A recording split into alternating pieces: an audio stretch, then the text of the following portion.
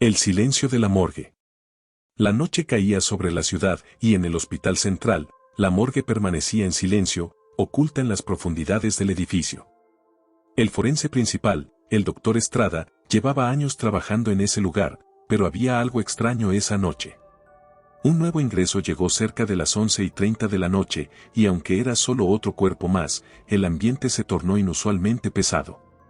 El cadáver pertenecía a un hombre llamado Gabriel Soto, quien había muerto en circunstancias misteriosas. Nadie sabía mucho de él, salvo que su cuerpo había sido hallado en un callejón, sin signos visibles de violencia. Estrada observó el cuerpo en la camilla de acero. Las luces fluorescentes parpadeaban ligeramente y el aire en la morgue era más frío de lo habitual. Decidió comenzar con la autopsia. Mientras preparaba sus instrumentos, notó algo inusual en el cuerpo de Soto. Tenía una marca peculiar en el pecho, algo que parecía un tatuaje, pero más antiguo y desgastado. Al acercarse, el doctor pudo ver que no era un tatuaje, sino una cicatriz en forma de símbolo. Sintió un escalofrío recorrerle la espalda. La puerta de la morgue se cerró de golpe detrás de él. Estrada se giró rápidamente, pero no vio a nadie. La sala estaba vacía. Trató de ignorarlo y comenzó con el procedimiento. Mientras hacía la primera incisión, una ligera niebla comenzó a emanar del cuerpo, algo que jamás había visto en sus años de experiencia. El forense retrocedió, perplejo. La niebla se disipó rápidamente, pero dejó en el aire un olor acre, como a carne quemada. El doctor continuó, aunque cada vez más nervioso. De repente, las luces se apagaron por completo. Estrada maldijo entre dientes y encendió una pequeña linterna que tenía en su bata. El haz de luz iluminó las frías paredes metálicas de la morgue, pero algo más llamó su atención. El cuerpo de Gabriel Soto ya no estaba en la mesa. Estrada parpadeó, sin poder creer lo que veía. La camilla de acero estaba vacía. De pronto, un sonido metálico reverberó por la habitación. El doctor apuntó su linterna hacia las puertas de las neveras donde se guardaban los cuerpos. Todas estaban cerradas, pero el sonido continuaba, como si algo o alguien estuviera dentro, arañando desde el otro lado. El corazón de Estrada latía con fuerza en su pecho. Lentamente, se acercó a la primera puerta y la abrió. Vacía. Revisó otra. También vacía. El sonido persistía, cada vez más fuerte. Venía de la última puerta. Estrada sintió una mezcla de terror y curiosidad. Con manos temblorosas, abrió la puerta y, para su horror, encontró el cuerpo de Gabriel Soto dentro. Pero eso no era lo más aterrador. Los ojos del cadáver estaban abiertos, y lo miraban fijamente. Estrada tropezó hacia atrás, dejando caer la linterna. La luz rodó por el suelo, iluminando brevemente los pies del cadáver, que ahora parecían moverse. La camilla de acero emitió un chirrido cuando el cuerpo de Soto se incorporó lentamente. Estrada no podía moverse, sus pies estaban clavados al suelo por el pánico. El cadáver de Soto salió de la nevera y se detuvo frente a él. El doctor intentó gritar, pero ningún sonido salió de su garganta. Gabriel Soto levantó una mano y la colocó en el hombro del forense. El tacto era frío como el hielo, y en ese momento, Estrada sintió como una oleada de imágenes inundaba su mente. Vio a Soto, vivo, siendo atacado en un oscuro ritual. Vio sombras danzando alrededor de él, marcando su cuerpo con símbolos arcanos, mientras gritaba de dolor. Y entonces, lo entendió, Soto no estaba realmente muerto, al menos no en el sentido convencional. De repente, las luces volvieron, y el cuerpo de Soto cayó al suelo, inerte una vez más. Estrada jadeaba, con el corazón desbocado. Corrió hacia la puerta de la morgue, pero estaba cerrada con llave. Trató de abrirla, pero algo la mantenía sellada. Detrás de él, los ruidos regresaron, primero un leve crujido, luego el sonido de pasos arrastrándose por el suelo. El cuerpo de Soto estaba moviéndose de nuevo. El doctor se giró lentamente y lo vio. Esta vez, Gabriel estaba de pie, y no estaba solo. Las sombras que Estrada había visto en su visión comenzaban a aparecer alrededor del cadáver, figuras oscuras, sin rostro, que se movían en silencio, pero su presencia era aterradora. Estrada se acurrucó contra la puerta, sin saber qué hacer. Las sombras se acercaron a él, rodeando al forense, y todo se volvió negro. Al despertar, estaba tirado en el suelo de la morgue, las luces parpadeaban de nuevo y Gabriel Soto estaba de vuelta en la camilla, como si nunca se hubiera movido. Pero Estrada sabía que lo que había vivido no era una ilusión. Horas después, el doctor logró salir de la morgue y reportar lo sucedido, aunque nadie le creyó. Nadie, excepto otro forense, el doctor Ruiz, que había escuchado historias similares en su juventud. Le dijo a Estrada que la morgue, en ciertas noches, era un portal. Los cuerpos que llegaban ahí no eran siempre lo que parecían, algunos traían consigo ecos de rituales antiguos, puertas a otros mundos, y las sombras eran guardianes que venían a buscar lo que les pertenecía. Estrada nunca volvió a entrar a la morgue solo. Los secretos de la morgue abandonada. En las profundidades del Hospital San Vicente, había una morgue que todos evitaban. Durante años, esa sección del hospital fue cerrada debido a eventos inexplicables. Los rumores decían que quienes entraban no salían igual, y que las sombras se movían solas en la oscuridad. Sin embargo, la verdadera historia comenzó hace una década, cuando el hospital fue renovado y la morgue fue reabierta, esta vez bajo la supervisión del doctor Ramiro Espinosa. Un hombre escéptico y racional que no creía en supersticiones. Espinosa era un profesional serio y dedicado. Había trabajado en varias morgues a lo largo de su carrera y jamás había experimentado nada fuera de lo común. Cuando aceptó el puesto en San Vicente, lo hizo con la seguridad de que todas las leyendas eran solo mitos para asustar a los más crédulos. Su equipo estaba compuesto por 3 asistentes, Julia, una joven médica forense, Santiago, un técnico en autopsias, y el novato Andrés, quien siempre había sentido una extraña fascinación por lo macabro. La primera semana en la morgue transcurrió sin incidentes. El equipo realizaba autopsias y organizaba los cuerpos en las cámaras frigoríficas, todo dentro de la normalidad. Sin embargo, las cosas comenzaron a cambiar cuando un cuerpo en particular llegó una noche lluviosa. Era el cadáver de un hombre de mediana edad que había sido encontrado en un antiguo edificio abandonado de la ciudad. Su causa de muerte era poco clara, pero lo más perturbador era que su rostro mostraba una expresión de terror indescriptible. Esa misma noche, Julia notó algo extraño en la cámara donde el cuerpo había sido almacenado. Cuando fue a verificar los registros, descubrió que la temperatura de la cámara había bajado por debajo de lo normal, casi como si algo dentro estuviera absorbiendo el calor.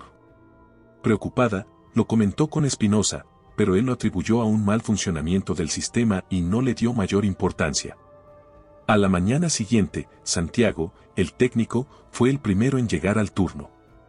Al entrar en la morgue, encontró las luces parpadeando. Trató de encenderlas por completo, pero se mantuvieron inestables. Al caminar por el pasillo principal, notó algo aún más inquietante: todas las puertas de las cámaras frigoríficas estaban abiertas y en el aire flotaba una densa niebla fría que no debería haber estado allí. Santiago revisó cada una de las cámaras, pero los cuerpos seguían dentro. Sin embargo, cuando llegó a la cámara donde estaba el cuerpo del hombre con el rostro aterrorizado, el cadáver había desaparecido. Aterrorizado, Santiago corrió a llamar a Espinosa y a los demás. Cuando llegaron, no encontraron rastro del cuerpo, pero lo más desconcertante fue que la cámara frigorífica mostraba marcas de rasguños por dentro, como si alguien hubiera intentado salir desde dentro. Decidieron revisar las cámaras de seguridad. En las grabaciones, las imágenes mostraban algo inquietante: a las 3:15 de la mañana, todas las luces de la morgue se apagaron simultáneamente y en medio de la oscuridad, una figura oscura, parecida al cadáver desaparecido, se levantó de la cámara frigorífica y caminó lentamente hacia la salida. Lo que vieron después los dejó sin palabras. La figura atravesaba las paredes como si no estuviera limitada por las leyes físicas. El equipo estaba dividido. Julia creía que lo que había ocurrido tenía una explicación científica, mientras que Santiago estaba convencido de que estaban lidiando con algo más allá de lo comprensible. Espinosa, fiel a su escepticismo, decidió investigar más a fondo. Se obsesionó con el caso, revisando los registros del hospital, buscando algún indicio de lo que podría haber causado esa anomalía. Poco después, la situación empeoró. Otros cuerpos comenzaron a desaparecer de las cámaras frigoríficas. A veces, los escuchaban moverse por la morgue y el equipo empezó a notar sombras extrañas moviéndose en su visión periférica. Julia comenzó a tener pesadillas en las que los cadáveres la observaban desde las esquinas de la sala, mientras Andrés aseguraba haber escuchado voces susurrando su nombre desde las cámaras frigoríficas. Una noche, Espinosa decidió quedarse solo en la morgue para descubrir qué estaba ocurriendo. Se sentó frente a los monitores de las cámaras de seguridad, esperando captar algún movimiento. La noche avanzaba lentamente, y justo a las 3:15 de la mañana, las luces comenzaron a parpadear nuevamente. En las pantallas, vio las sombras moverse entre los cuerpos, pero esta vez no estaban caminando, estaban siendo arrastradas por algo invisible. Un sonido metálico resonó por el pasillo, como si alguien estuviera rasguñando las puertas. Espinosa se levantó, nervioso, pero decidido. Caminó lentamente hacia las cámaras frigoríficas, con la linterna temblando en su mano. Cuando llegó al final del pasillo, la última puerta estaba entreabierta y un frío insoportable emanaba de dentro. Con el corazón acelerado, Espinosa abrió la puerta por completo.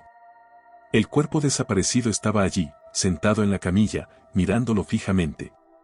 El rostro del cadáver, aunque inmóvil, parecía transmitir un mensaje claro: no está solo. Detrás de él, las sombras comenzaron a materializarse, formas oscuras y amorfas que se acercaban lentamente. Espinosa intentó retroceder, pero algo lo sujetó por el brazo. Al mirar, vio una mano huesuda que salía del cuerpo del cadáver, una mano que lo aferraba con una fuerza sobrehumana. Trató de liberarse, pero las sombras lo rodearon, y el frío comenzó a apoderarse de su cuerpo. Justo antes de que la oscuridad lo cubriera por completo, escuchó una voz débil, como un susurro, que decía: «Tú nos trajiste aquí. Ahora no podemos irnos». A la mañana siguiente, el resto del equipo encontró la morgue en completo desorden. Las cámaras frigoríficas estaban abiertas, las luces rotas, y Espinosa había desaparecido.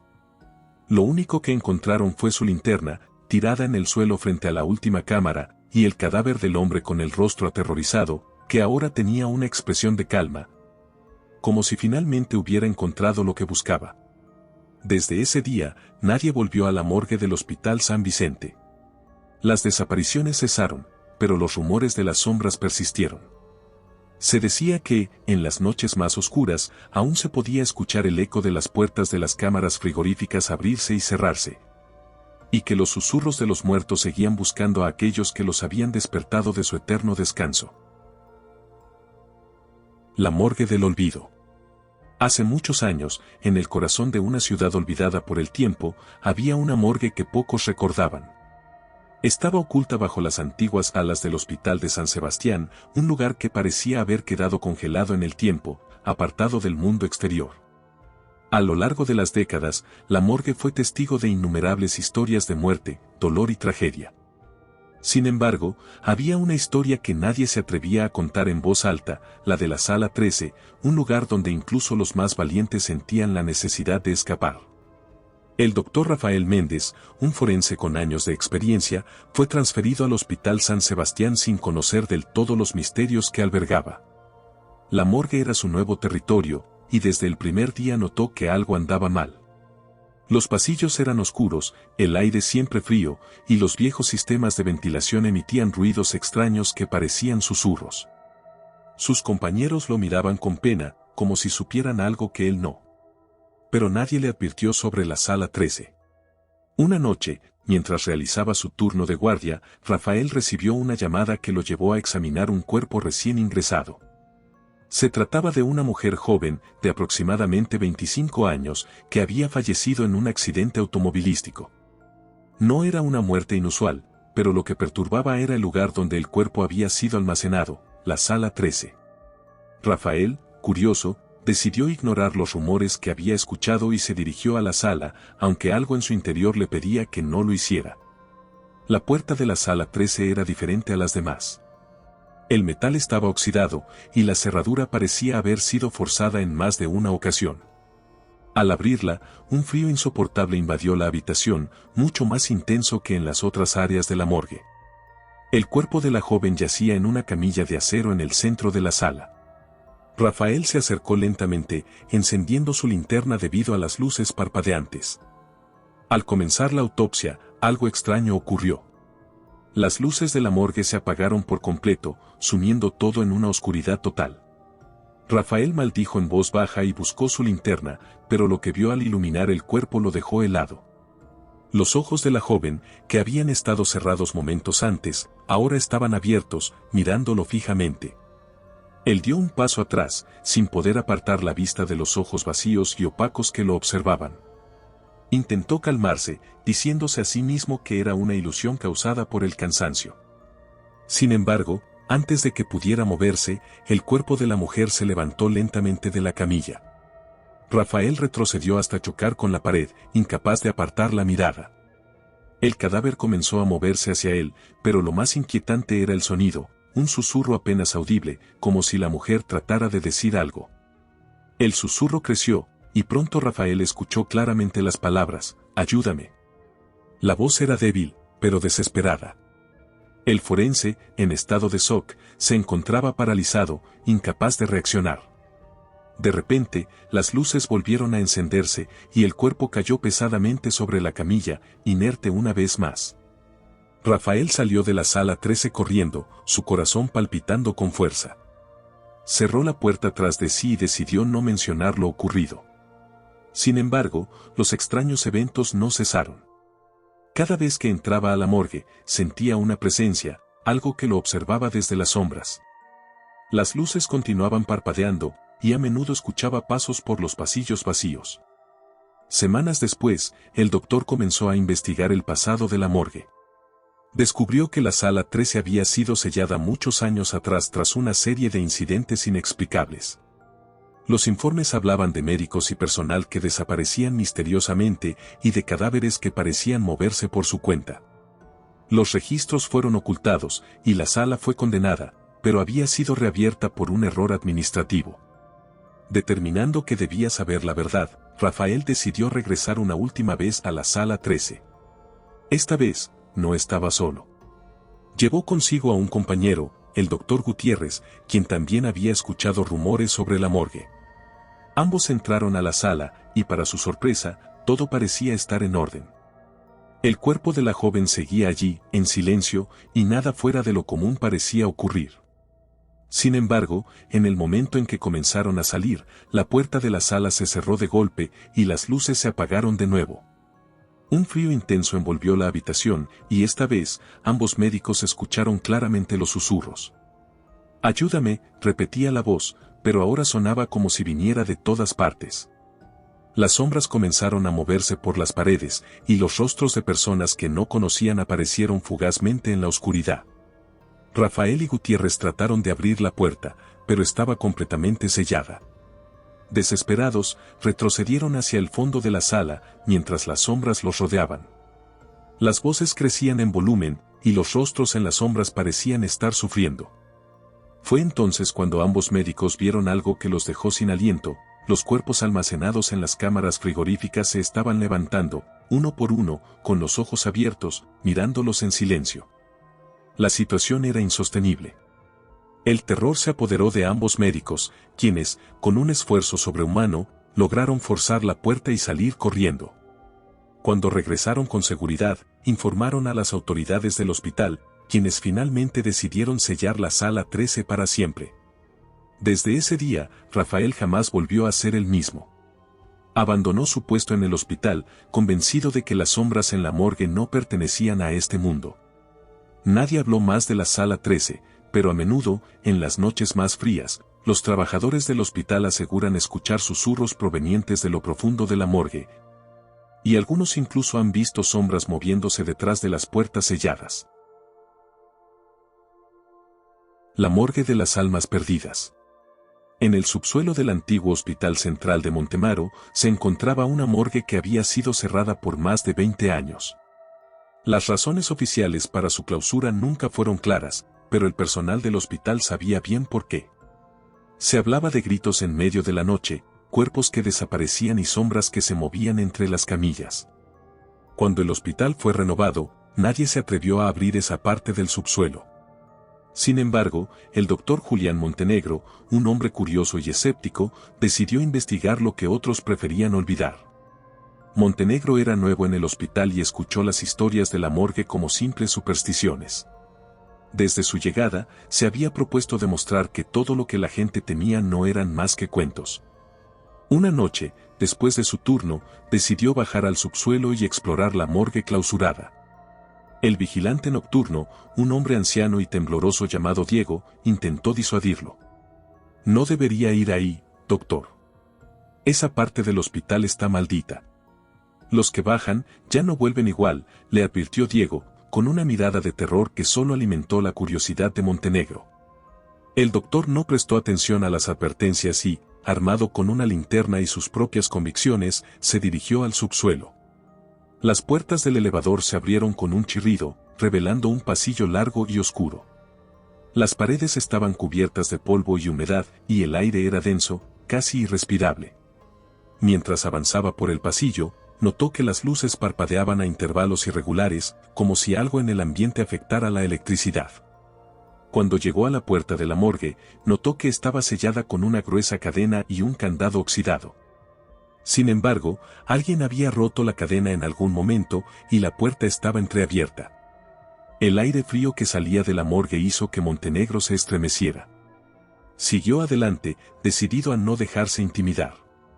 Dentro de la morgue, la atmósfera era aún más opresiva. Las camillas estaban vacías, cubiertas de polvo y en mal estado. Las neveras donde se guardaban los cuerpos seguían allí, con sus puertas metálicas cubiertas de óxido. El doctor caminó por la sala, iluminando con su linterna cada rincón. A medida que avanzaba, algo le llamó la atención: una de las puertas de las neveras estaba abierta. Montenegro se acercó lentamente, y cuando iluminó el interior, su linterna comenzó a parpadear. De repente, el aire en la sala se volvió gélido, y un extraño sonido reverberó en las paredes. Montenegro intentó salir, pero la puerta de la morgue se cerró de golpe detrás de él, atrapándolo en la oscuridad. Los susurros comenzaron. Al principio eran leves, apenas audibles, pero pronto se transformaron en voces que parecían provenir de todas partes. «¿Por qué viniste?», decían las voces. «Nos has despertado». Montenegro, nervioso pero aún tratando de mantener la calma, se acercó a la puerta para intentar abrirla. Sin embargo, el pomo estaba helado y no se movía. Fue entonces cuando algo lo golpeó. Una de las camillas, que momentos antes estaba vacía, ahora tenía un cuerpo cubierto por una sábana blanca. El doctor sabía que esa camilla estaba vacía cuando entró. Lentamente, se acercó al cuerpo, sintiendo que sus pasos resonaban más fuerte de lo normal en la habitación vacía. Al retirar la sábana, Montenegro quedó paralizado por el terror. El cuerpo en la camilla era el suyo, pálido, inerte, con los ojos cerrados.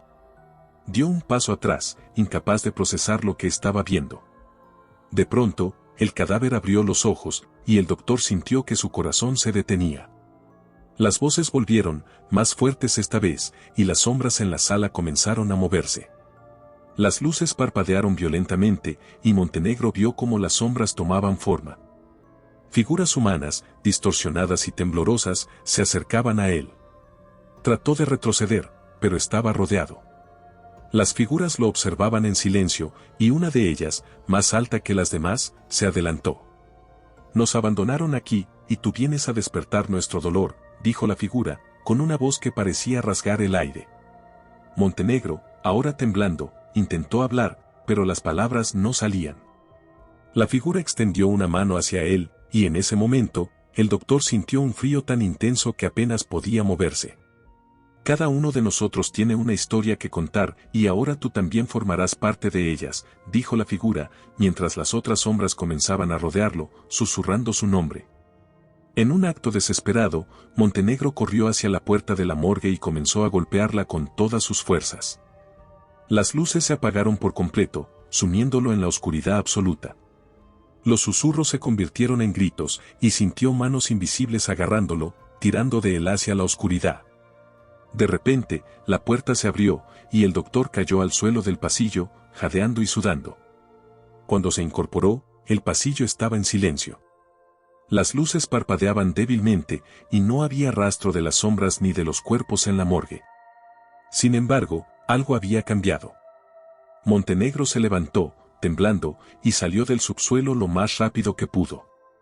Al llegar a la superficie, Diego, el vigilante, lo observaba desde la distancia, con una expresión de lástima.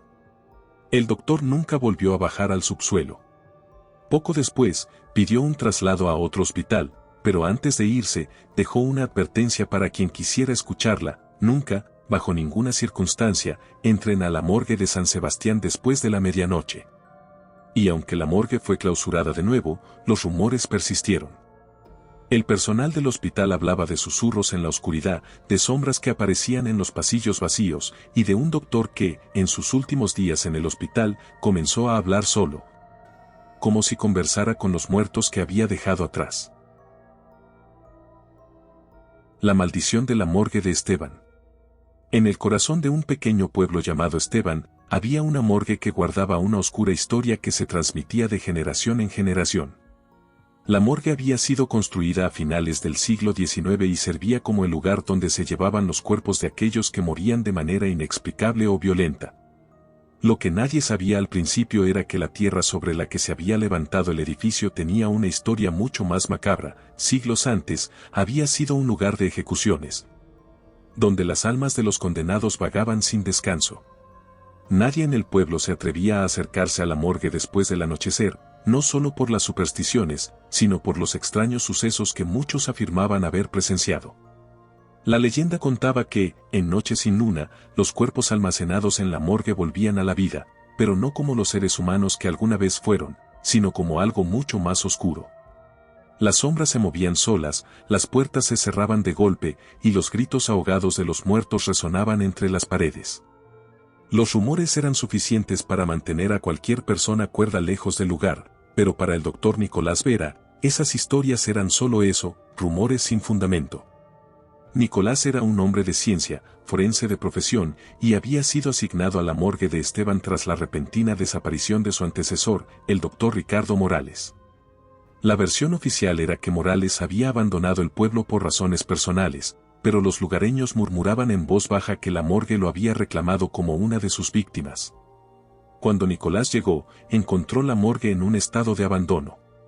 Las paredes estaban cubiertas de moho y las luces parpadeaban constantemente. Sin embargo, no prestó mucha atención a estos detalles, ya que estaba decidido a cumplir con su trabajo. Su primer día fue rutinario, revisó los registros y realizó una autopsia sin incidentes. Pero todo cambió la noche que llegó el cuerpo de Marcos Oliva, un hombre que había sido encontrado muerto en extrañas circunstancias. Marcos había sido un conocido cazador, pero fue hallado en el bosque con una expresión de absoluto terror en su rostro.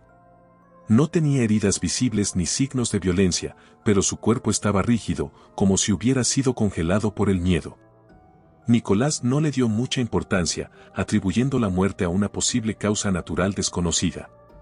Sin embargo, esa noche, cuando el reloj marcaba las 3 de la madrugada, comenzaron los verdaderos horrores. Nicolás estaba solo en la morgue, trabajando en los informes, cuando escuchó un leve crujido.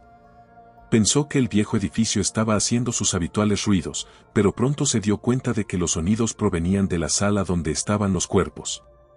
Decidió ir a revisar, aunque algo en su interior le decía que no lo hiciera. Al abrir la puerta de la sala de almacenamiento de cuerpos, vio que la puerta de la nevera donde se encontraba Marcos estaba entreabierta. Al acercarse, notó que la temperatura en la sala había descendido drásticamente. Las luces parpadeaban y el aire parecía más pesado, como si algo invisible estuviera presente. Nicolás cerró la puerta de la nevera, asegurándose de que estuviera bien sellada, y volvió a su oficina. Pero no había pasado ni media hora cuando escuchó nuevamente el crujido, esta vez acompañado de un leve susurro, casi imperceptible, que parecía decir su nombre. Su corazón comenzó a latir más rápido, pero su mente racional lo obligó a regresar. Esta vez, al entrar en la sala, se encontró con todas las puertas de las neveras abiertas. Los cuerpos, que antes estaban perfectamente alineados y quietos, ahora estaban desordenados, como si alguien hubiera estado moviéndolos.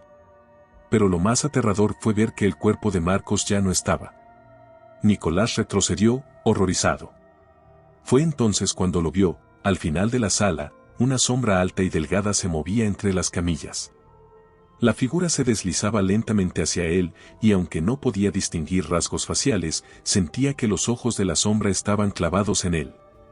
Sintió una oleada de frío recorrerle el cuerpo, congelándolo en su lugar. La figura desapareció tan rápido como había aparecido, pero las luces continuaron parpadeando, y los susurros se hicieron más intensos. Nicolás, temblando, se acercó a la puerta para salir, pero estaba cerrada con llave. Nunca la había cerrado. Mientras intentaba forzar la puerta, una mano helada tocó su hombro. Se giró rápidamente, pero no había nadie. Sin embargo, las sombras en las paredes comenzaron a moverse de manera extraña, tomando la forma de figuras humanas, retorciéndose como si estuvieran atrapadas en un sufrimiento eterno. Desesperado, Nicolás golpeó la puerta con todas sus fuerzas hasta que finalmente cedió. Corrió fuera de la morgue, pero no antes de escuchar una última voz, clara y aterradora: «Tú eres el siguiente». Al día siguiente, Nicolás decidió no hablar de lo que había visto. Presentó su renuncia al hospital y se fue del pueblo, jurando no volver jamás. La morgue fue nuevamente clausurada, pero las leyendas sobre lo que ocurrió esa noche continuaron creciendo. Algunos dicen que en noches de luna nueva, los cuerpos aún caminan en la morgue de Esteban, y que los susurros de los muertos pueden escucharse si te acercas demasiado. Pero nadie ha sido lo suficientemente valiente para entrar y descubrir la verdad. Si te han gustado estas historias y quieres sumergirte en más relatos escalofriantes, no olvides suscribirte al canal y activar la campanita de notificaciones. De esta manera, serás el primero en enterarte de nuestros próximos videos llenos de misterio y terror. Gracias por acompañarnos en esta aventura y nos vemos en la próxima historia.